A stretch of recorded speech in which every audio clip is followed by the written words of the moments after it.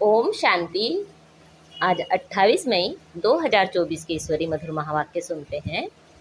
मीठे बच्चे, बाप है सर्व संबंधों के प्यार की सैक्रीन। एक मीठे माशूक को याद करो तो बुद्धि सब तरफ से हट जाएगी। आज की मुरली से प्रश्न है, कर्मातीत बनने का सहज पुरुषार्थ व युक्ति कौन सी है? उत्तर है, भाई भाई की दृष्टि को पक्का करने का पुरुषार्थ करो। बुद्धि से एक बाप के सिवाय और सब कुछ भूल जाए, कोई भी देहधारी संबंध याद ना आए, तब कर्मातीत बनेंगे। अपने को आत्मा भाई भाई समझना, यही पुरुषार्थ की मंजिल है। भाई भाई समझने से देह की दृष्टि, विकारी ख्यालात खत्म हो जाएंगे। ओम शांति। डबल ओम शांति। डबल कैसे है? यह तो तुम बच्चों की ही बुद्धि में है। बाप भी बच्चों को ही बैठ समझाते हैं। पहले तो बाप का निश्चय होना चाहिए, क्योंकि यह बाप भी है, टीचर भी है, गुरु भी है। यूं तो लौकिक रीति से अलग अलग होते हैं। टीचर जवानी में किया जाता है, गुरु 60 वर्ष की आयु के बाद करते हैं। यह तो जब आते हैं तीनों ही इकट्ठी सर्विस करते हैं। कहते हैं छोटे बड़े सब पढ़ सकते हैं। बच्चों की ब्रेन अच्छी फ्रेश होती है। यह तो बच्चे समझ गए। छोटे बड़े सब जीव की आत्मा जरूर है। आत्मा जीव में प्रवेश करती है।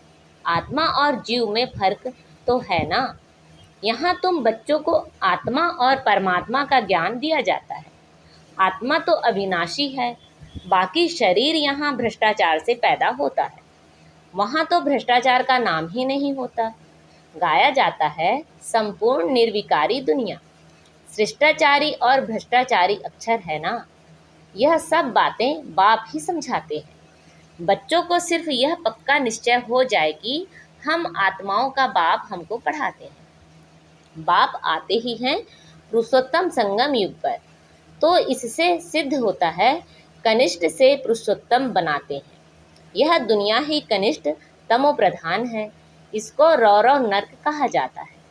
अब हमको वापस जाना है, इसलिए अपने को आत्मा समझो। बाप आए हैं लेने के लिए। हम भाई भाई हैं, यह पक्का निश्चय कर लो। यह देह तो रहेगी नहीं, फिर विकार की दृष्टि खलास हो जाएगी। यह है बड़ी मंजिल। इस मंजिल पर बहुत थोड़े पहुंच सकते हैं। मेहनत है, पिछाड़ी में कोई भी चीज़ याद ना आए, इसको कहा जाता है कर्मातीत अवस्था। यह देह भी अविनाशी है, इससे भी ममत्व निकल जाए। पुराने संबंध में ममत्व नहीं रखना है। अब तो नए संबंध में जाना है। पुराना आसुरी संबंध स्त्री पुरुष का कितना छी छी है। बाप कहते हैं अपने को आत्मा समझो। अब वापस जाना है। आत्मा आत्मा समझते रहेंगे तो फिर शरीर का भान नहीं रहेगा। स्त्री पुरुष की कशिश निकल जाएगी। लिखा हुआ भी है, अंतकाल जो स्त्री सिमरे, ऐसे चिंतन में जो मरे। इसलिए कहते हैं अंतकाल गंगा जल मुख में हो, श्री कृष्ण की याद हो। भक्ति मार्ग में तो श्री कृष्ण की याद रहती है। श्री कृष्ण भगवान नुआज कह देते हैं। यहाँ तो बाप कहते हैं देह को भी याद नहीं करना है। अपने को आत्मा समझो और सब तरफ से दिल हटाते जाओ। सभी संबंधों का प्यार एक में जैसे सैक्रीन हो जाता है। सबका मीठा फिर सबका माशूक भी है। माशूक एक ही है, परंतु भक्ति मार्ग में नाम कितने रख दिए हैं। भक्ति का विस्तार बहुत है। यज्ञ तप दान तीर्थ व्रत करना, शास्त्र पढ़ना, यह सब भक्ति की सामग्री है। ज्ञान की सामग्री तो कुछ भी नहीं है। यह तो तुम नोट करते हो समझाने के लिए, बाकी तुम्हारे कागज आदि कुछ भी रहेंगे नहीं। बाप समझाते हैं बच्चे, तुम शांति धाम में आए थे, शांत ही थे। शांति के सागर से तुम शांति का, पवित्रता का वर्षा लेते हो। अभी तुम वर्षा ले रहे हो ना, ज्ञान भी ले रहे हो। स्टेटस सामने खड़ा है। यह ज्ञान सिवाय बाप के और कोई दे ना सके। यह है रूहानी ज्ञान। रूहानी बाप एक ही बार आते हैं रूहानी ज्ञान देने के लिए। उनको कहते भी हैं पतित पावन। सुबह को बच्चों को बैठ ड्रिल कराते हैं। वास्तव में इसको ड्रिल भी नहीं कहा जाए। बाप सिर्फ कहते हैं बच्चे, अपने को आत्मा समझ मुझे याद करो। कितना सहज है। तुम आत्मा हो ना, कहाँ से आए हो? परम धाम से। ऐसे और कोई भी पूछेंगे नहीं, पारलौकिक बाप ही बच्चों से पूछते हैं। बच्चों, परम धाम से आए हो ना, इस शरीर में पाड़ बजाने। पाड़ बजाते बजाते अब नाटक पूरा हुआ। आत्मा पतित बनी तो शरीर भी पतित बना है। सोने में ही अलाय पड़ती है, फिर उनको गलाया जाता है। वह सन्यासी लोग ऐसे अर्थ कभी नहीं समझाएंगे। वो तो ईश्वर को जानते ही नहीं। बाप से योग रखो यह मानते ही नहीं। बाप जो सिखलाते हैं वह और कोई सिखला ना सके। इसमें तो प्रैक्टिकल में मेहनत करनी होती है। बाप तो कितना सहज करके समझाते हैं। गाते भी हैं पतित पावन सर्वशक्तिमान है। उसे ही श्री श्री कहा जाता है, और श्री कहा जाता है देवताओं को। उनको शोभता भी है। उन्हों की आत्मा और शरीर दोनों पवित्र हैं। आत्मा को तो कोई निर्लेप कह ना सके। आत्मा ही 84 जन्म लेती है, परंतु मनुष्य ना जानने के कारण अनराइटियस बन पड़े हैं। एक बाप ही आकर राइटियस बनाते हैं। रावण अनराइटियस बनाते हैं। चित्र तो तुम्हारे पास हैं, बाकी ऐसा 10 शीश वाला रावण कोई होता नहीं। सतयुग में तो रावण है नहीं, यह तो क्लियर है। परंतु जो सुनने वाले होंगे वह कहेंगे यहाँ का सैपलिंग है। कोई थोड़ा सुनेंगे, कोई बहुत भी सुनेंगे। भक्ति मार्ग का देखो विस्तार कितना है। अनेक प्रकार के भक्त हैं, और फिर पहले से ही सुना है भगाते थे। श्री कृष्ण के लिए भी कहते हैं ना, भगाया। फिर ऐसे श्री कृष्ण को प्यार क्यों करते हैं, पूजते क्यों हैं? तो बाप बैठ समझाते हैं। श्री कृष्ण तो फर्स्ट प्रिंस है, वह तो कितना बुद्धिमान होगा। सारे विश्व का मालिक क्या कम बुद्धिमान होगा? वहाँ उन्हों को वजीर आदि होते नहीं। राय लेने की दरकार नहीं। राय लेकर तो संपूर्ण बना है, फिर राय क्या लेंगे? तुमको आधा कल्प कोई की राय नहीं लेनी होती है। स्वर्ग और नर्क का नाम भी सुना है, यह तो स्वर्ग हो ना सके। पत्थर बुद्धि हैं जो समझते हैं यहाँ हमको धन है, महल आदि सब है, यही स्वर्ग है। परंतु तुम जानते हो स्वर्ग तो है नई दुनिया। स्वर्ग में तो सब सदगति में होते हैं। स्वर्ग नर्क इकट्ठा थोड़े ही होगा। स्वर्ग किसको कहा जाता है, उसकी आयु कितनी है, यह सब बाप ने तुम्हें समझाया है। दुनिया तो एक ही है। नई को सतयुग, पुरानी को कलयुग कहा जाता है। अब भक्ति मार्ग खल्लास होना है। भक्ति के बाद चाहिए ज्ञान। सभी जीव आत्माएं पाड़ बजाते बजाते पतित बनी हैं, यह भी बाप ने समझाया है। तुम सुख जास्ती पाते हो। 3/4 है सुख, बाकी 1/4 है दुख। इसमें भी जब तमो प्रधान हो जाते हैं तब दुख जास्ती होता है। आधा आधा हो तो मजा ही कैसे हो? मजा तब है जबकि स्वर्ग में दुख का नाम निशान नहीं रहता। तब तो स्वर्ग को सब याद करते हैं। नई दुनिया और पुरानी दुनिया का यह बेहद का खेल है, जिसको कोई जान नहीं सकता। बाप भारतवासियों को ही समझाते हैं। बाकी जो सब हैं वह आधा कल्प में ही आते हैं। आधा कल्प में हो सिर्फ तुम, सूर्यवंशी, चंद्रवंशी। तुम पवित्र रहते हो, इसलिए तुम्हारी आयु बड़ी रहती है, और दुनिया भी नई है। वहाँ एवरीथिंग न्यू है। अनाज, पानी, धरनी आदि सब नया।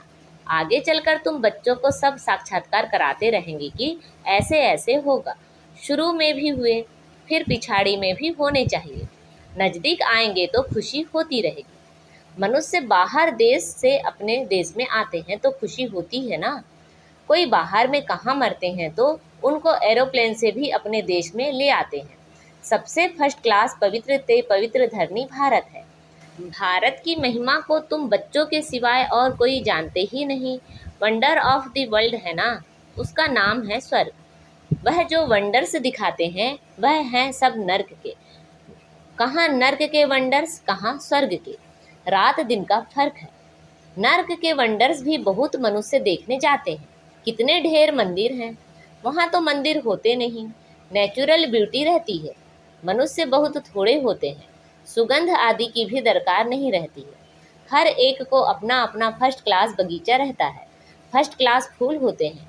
वहाँ की तो हवा भी फर्स्ट क्लास होगी। गर्मी आदि कभी तंग नहीं करेगी, सदैव बहारी मौसम रहेगा। अगरबत्ती की भी दरकार नहीं। स्वर्ग का तो नाम सुनते ही मुख पानी होता है।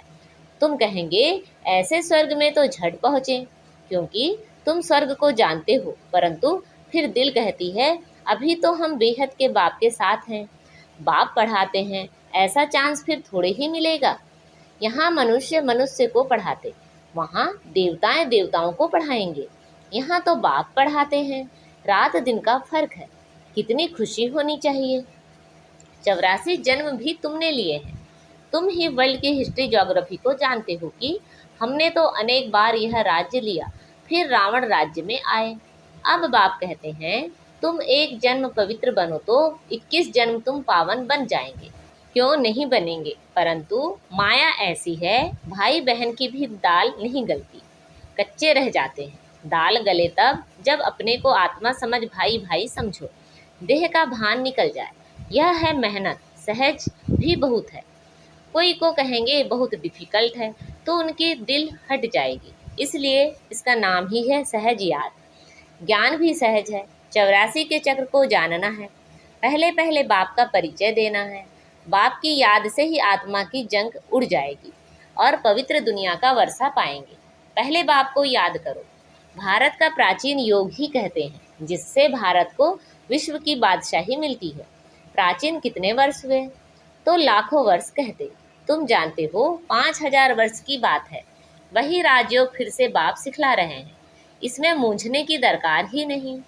पूछा जाता है तुम आत्माओं का निवास स्थान कहाँ है, तो कहेंगे हमारा निवास स्थान भ्रकुटी है। तो आत्मा को ही देखना पड़े। यह ज्ञान तुमको अभी मिलता है, फिर वहाँ ज्ञान की दरकार ही नहीं रहेगी। मुक्ति जीवन मुक्ति को पा लिया खल्लास। मुक्ति वाले भी अपने समय पर जीवन मुक्ति में आकर सुख पाएंगे। सब जीवन मुक्ति में आते हैं, वाया मुक्ति। यहाँ से जाएंगे शांति धाम, और कोई दुनिया है नहीं। ड्रामा अनुसार सबको वापस जाना ही है। विनाश की तैयारियां हो रही है। इतना खर्चा कर बॉम्ब्स बनाते हैं, सो रखने के लिए थोड़े ही बनाते हैं। बारूद है ही विनाश के लिए। सतयुग त्रेता में यह चीज़ें होती नहीं। अब 84 जन्म पूरे हुए, हम यह शरीर छोड़ घर जाएंगे। दीपमाला पर सब नए नए अच्छे अच्छे कपड़े पहनते हैं ना। तुम आत्मा भी नई बनती हो। यह है बेहद की बात। आत्मा पवित्र बनने से शरीर भी फर्स्ट क्लास मिलता है। इस समय आर्टिफिशियल फैशन करते हैं, पाउडर आदि लगाकर खूबसूरत बन जाते हैं। वहाँ तो नेचुरल ब्यूटी होती है। आत्मा एवर ब्यूटीफुल बन जाती है। यह तो तुम समझते हो। स्कूल में सब एक जैसे नहीं होते। तुम भी पुरुषार्थ करते हो, हम ऐसा लक्ष्मी नारायण बने। यह है तुम्हारा ईश्वरी कुल। फिर होता है सूर्यवंशी चंद्रवंशी घराना। तुम ब्राह्मणों में राजाई नहीं है, तुम अभी संगम पर हो। कलयुग में अब राजाई है नहीं। भल कोई राजाई रह भी जाती, नील तो कभी होती नहीं। अब तुम यह बनने के लिए पुरुषार्थ कर रहे हो। देखेंगे हम आत्माएं भाई भाई हैं और वह है बाप। बाप कहते हैं एक दो को भाई भाई देखो। तीसरा नेत्र ज्ञान का तो मिला है। तुम आत्मा कहाँ निवास करती हो? आत्मा भाई पूछता है आत्मा कहाँ रहती है, तो कहते हैं यहाँ भ्रकुटी में। यह तो कॉमन बात है। एक बाप के सिवाय कुछ भी याद ना आए। पिछाड़ी में तो शरीर भी ऐसे बाप की याद में छूटे। यह प्रैक्टिस पक्की करनी है। अच्छा, मीठे मीठे से खिला दे बच्चों प्रति माता पिता बाप दादा का याद प्यार और गुड मॉर्निंग। रूहानी बाप की रूहानी बच्चों को नमस्ते। हम सब रूहानी बच्चों की रूहानी माता पिता बाप दादा को याद प्यार गुड मॉर्निंग और नमस्ते। आज की मुरली से धारणा के लिए मुख्य सार हैं। सतयुग में फर्स्ट क्लास सुंदर शरीर प्राप्त करने के लिए अभी आत्मा को पावन बनाना है। कट उतार देनी है, आर्टिफिशियल फैशन नहीं करना है। एवर पवित्र बनने के लिए प्रैक्टिस करनी है कि एक बाप के सिवाय कुछ भी याद ना आए। यह देह भी भूल जानी है। भाई भाई की दृष्टि नेचुरल पक्की हो। आज बाबा ने हमें वरदान दिया है, शुभ भावना शुभ कामना के सहयोग से आत्माओं को परिवर्तन करने वाले सफलता संपन्न भव। शुभ भावना शुभ कामना के सहयोग से आत्माओं को परिवर्तन करने वाले सफलता संपन्न भव। जब किसी भी कार्य में सर्व ब्राह्मण बच्चे संगठित रूप में अपने मन की शुभ भावनाओं और शुभ कामनाओं का सहयोग देते हैं तो इस सहयोग से वायुमंडल का किला बन जाता है जो आत्माओं को परिवर्तन कर लेता है। जैसे 5 अंगुलियों के सहयोग से कितना भी बड़ा कार्य सहज हो जाता है, ऐसे हर एक ब्राह्मण बच्चे का सहयोग सेवाओं में सफलता संपन्न बना देता है। सहयोग की रिजल्ट सफलता है। आज का स्लोगन है, कदम कदम में पदमों की कमाई जमा करने वाला ही सबसे बड़ा धनवान है। कदम कदम में पद्मों की कमाई करने वाला ही सबसे बड़ा धनवान है। अच्छा, ओम शांति।